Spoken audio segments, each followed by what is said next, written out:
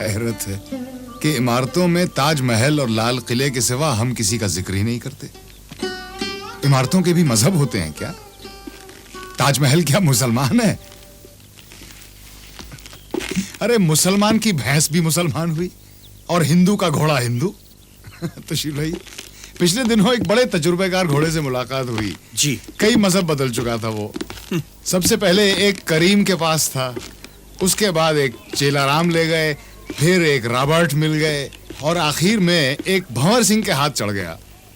بڑی شکایت کرتا تھا، کسی مذہب میں دوسرے سے برتری نہیں دیکھی، کسی نے ہاتھی نہ بنایا، گھوڑے کا گھوڑا ہی رہا.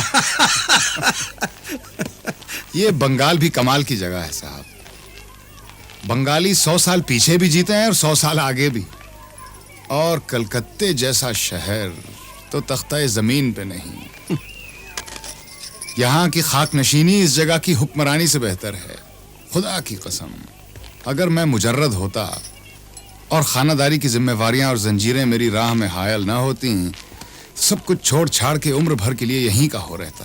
کل تو آپ کہہ رہے تھے کہ آپ ہندوستان چھوڑ دیں گے اور ایران میں جا کے بس جائیں گے اور وہیں آتش کدوں اور شیراز کے میخانوں میں باقی زندگی گزار دیں گے. خیال ہی تو ہے، بدل بھی سکتا ہے. اور ایران جانے کا خیال اس صورت میں تھا اگر میری پینشن نہ ملی تو. نہیں یقیناً ملے گی، ضرور ملے گی مرزا. اجازت چاہتا ہوں. خدا حافظ. خدا حافظ. خدا حافظ.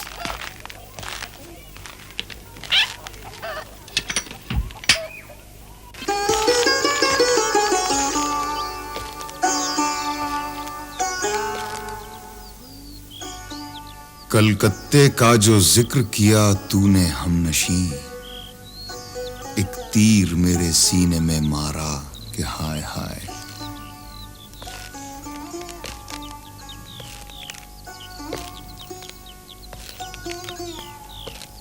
وہ سبزہ زار ہائے مترا کہ ہے غضب، وہ نازنی بتان خدا را کہ ہائے ہائے.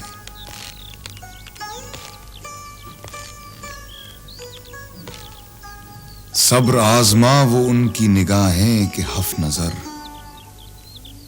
طاقت ربا وہ ان کا اشارہ کہ ہائے ہائے.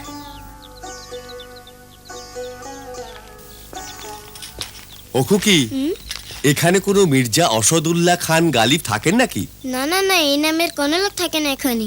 কি বলছো তুমি? না মানে মির্জা আলী সওদাগরের বাড়ি এটাই তো?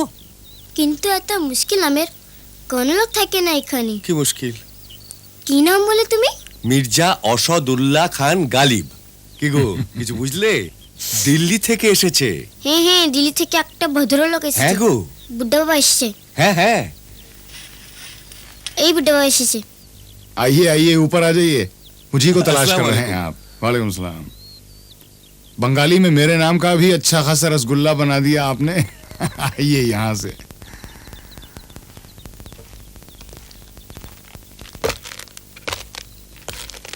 आइए आइए. आदाब अर्ज़. आदाब अर्ज़.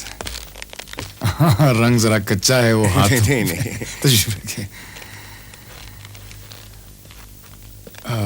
कहिए, कहाँ से तशरीफ ला रहे हैं आप लोग? हुजूर, मदरसा आलिया में मुशायरा है कल रात.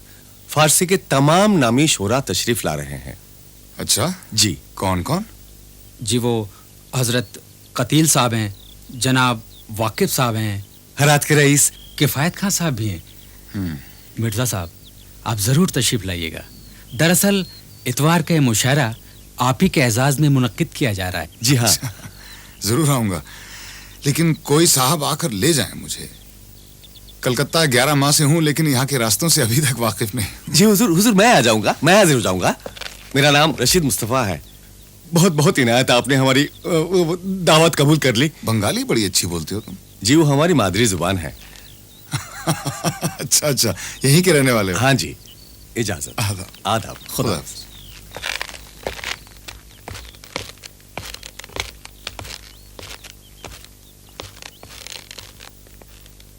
आइए मिर्जा साहब.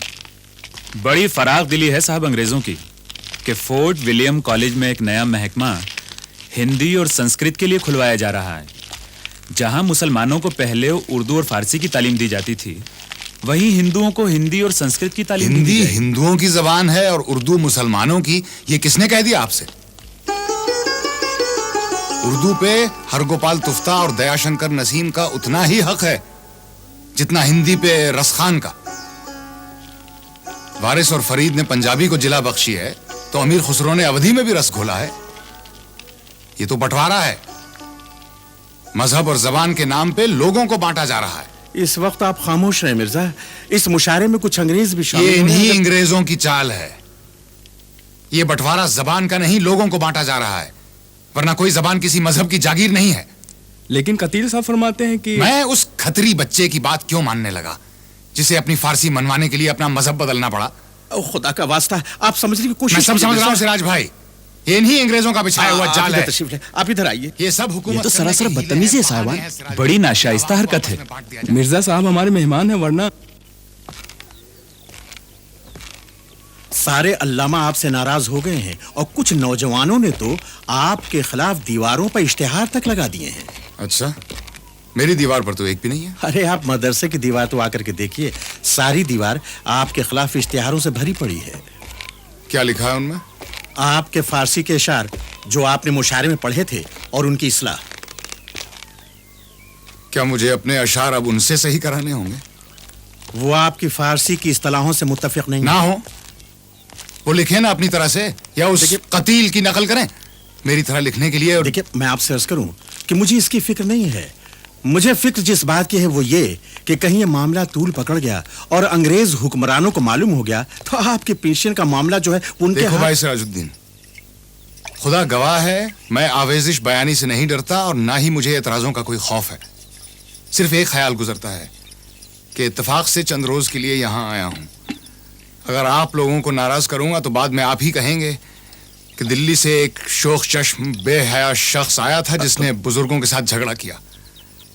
खुदा ना करे कि मैं अपने वतन की बदनामी का बायस बनूं। बस माजरत खा हूं और दरखास्त करता हूं कि आप इस वाकये को भूल जाएं।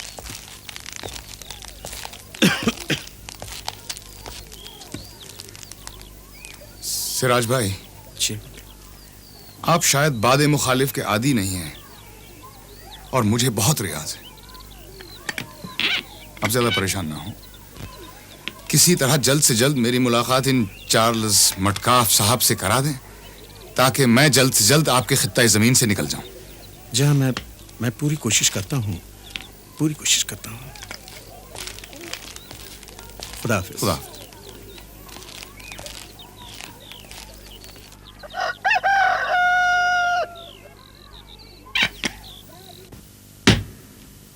जाओ, चले जाओ, गेट आउट, दिल्ली चले जाओ वापस।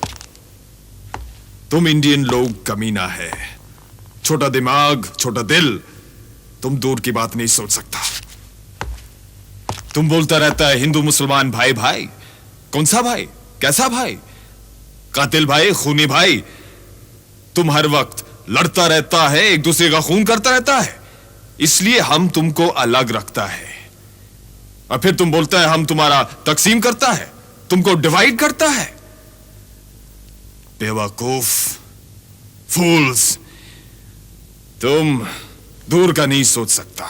सर, मिर्जा के कहने का मतलब ये बस, हम और कुछ नहीं सुनना चाहता है।